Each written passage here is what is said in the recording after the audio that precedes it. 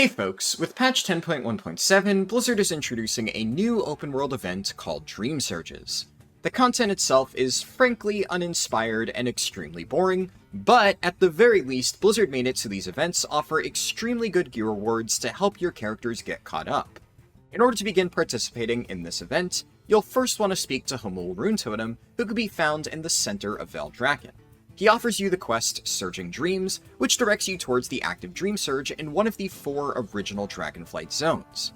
The event will only be active in one zone at a time, and the active zone will rotate clockwise around the Dragon Isles at the end of every single week.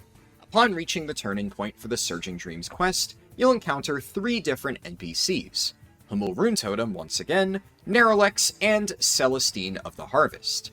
In addition to being the primary quest giver for this event, Hamul is a vendor that sells 415 item level gear on the Champion track, which can be upgraded to 437 item level and is equivalent to drops from normal Aberrus. I'll discuss this more towards the end of the video after I've explained how to get the currency required to purchase these items. Celestine is another vendor who sells gear and cosmetic rewards, but the items you buy from her are only 402 item level on the Veteran track. These pieces are purchased with a different currency than the ones from Hamul, and once again, I'll discuss this topic more after we've gone over how to obtain the different currencies. The third and final NPC, Naralex, is a bit different, as he gives you the opportunity to vote between 2 different buffs. While this is a neat little addition to the event, the buffs he offers are all fairly underwhelming and don't matter at all for obtaining catch-up gear. The only buff that's even remotely useful is Dreamsurge Learnings, which gives you 50% additional experience and reputation. However, this only really matters for leveling up your alts, so I plan on discussing it in more detail during a separate video. Now that we've gone over all of the potential rewards from Dreamsurges, we can discuss how you'll actually obtain them. For starters, Hamul will offer you 2 quests every single week: Dreamsurge Investigations and Shaping the Dreamsurge.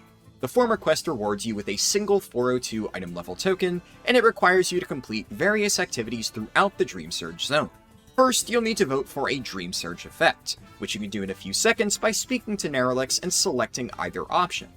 Next, you'll need to complete any 3 world quests within the Empowered Zone, which is pretty straightforward. The last 2 objectives are slightly more involved. One of them requires you to kill a rare elite empowered by the Dreamsurge, which is something that'll happen periodically throughout the zone. Whenever an empowered elite is spawned, you'll be alerted via a zone-wide notification, and you have a few minutes to reach the rare before it becomes attackable. These empowered rares will also have a small chance to drop additional 402 item level tokens alongside their regular loot. The final objective of this quest is to close a Waking Dream portal, and there are 2 types of these portals that you can find within the zone. The first is a smaller interactable Waking Dream, which will appear randomly throughout the zone. These portals will not be displayed on the map, and after clicking on them, you'll be forced to fight off waves of enemies. Defeating a mini-boss during the final wave will cause the portal to close, and this gives you an additional chance at receiving 402 item level tokens. The other type of Waking Dream is an event that occurs every 30 minutes in a predetermined location within the zone. You can find where this is happening by opening up your map and looking for the orange portal icon. The event itself is fairly similar to the smaller portals, with the only difference being that it's tuned to require a large group of players to complete, while the other ones can easily be done solo.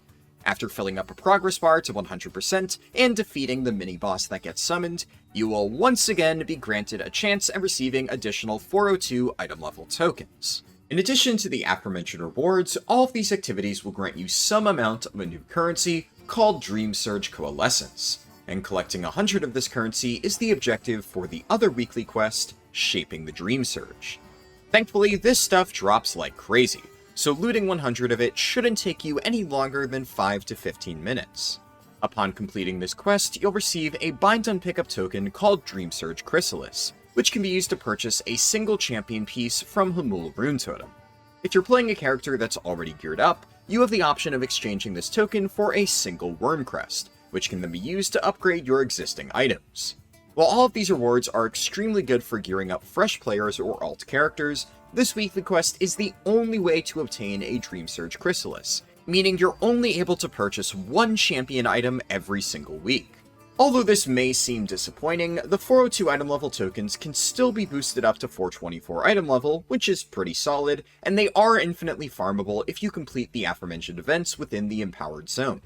In case you didn't notice, these tokens are also binds on account, meaning you can farm them on your main and mail them over to your alts. The vendor we discussed earlier, Celestine of the Harvest, also allows you to purchase specific 402 tokens with the Dreamsurge Coalescence currency, and this will be a great way to fill in any gaps in your character's gear. If you're trying to farm extra Coalescence, one of the best ways to do this, aside from completing rares and events, is actually just flying around the zone on your dragon.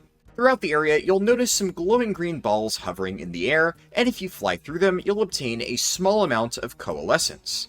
This may not seem like much at first, but there are a ton of these balls scattered throughout the zone, to the point where I found it to be more efficient to farm Coalescence by collecting these things rather than participating in any of the events. Finally, although this new event is a great way to get caught up in gear, you'll want to complement it with other activities throughout the Dragon Isles.